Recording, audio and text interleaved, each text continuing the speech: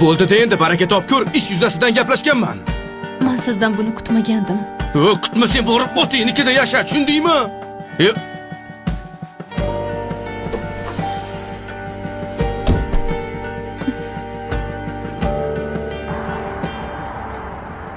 Sizga xat berib yuborishdi.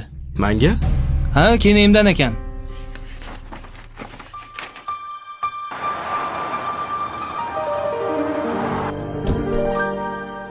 Voy.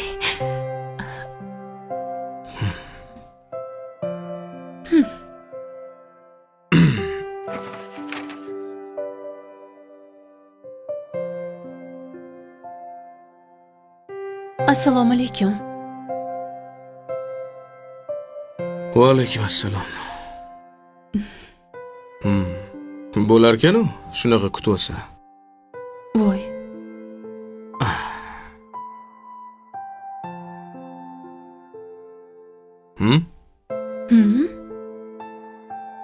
So'ra? Nimani so'rayman? Uzr so'ramaysanmi? Nima? Nimaga uzr so'rayman? Voy.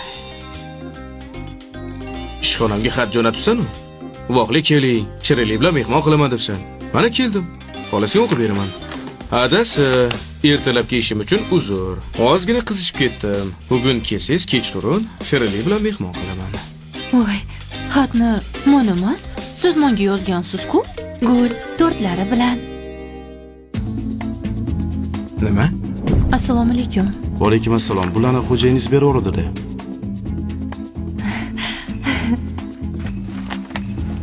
Rahmat. Mana o'qib ko'ring. Onasi, ertalabki ishim uchun uzr. Ozgina qizishib ketdim. Bugun vaqtliroq kelaman, shirinlik bilan mehmon qilaman. Voy-yo. Tushunmadim. Ha, bu ikkalovini yozig'i bir xil-ku.